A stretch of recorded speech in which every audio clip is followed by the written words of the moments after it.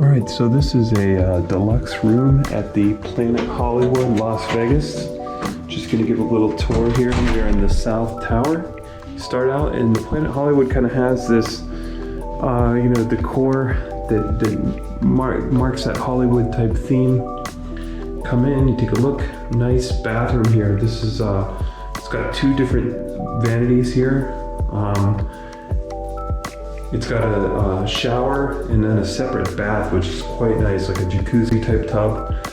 Then you have the dry and wet separation toilet.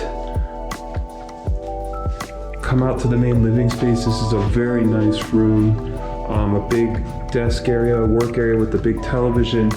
And then it even has like a table and chairs here that you can kind of sit and dine. And then two big beds, two big queen beds for a friend and I staying here. Nice little bed lamp here. And then you go out and cool view of Las Vegas. You can see the Sphere from here.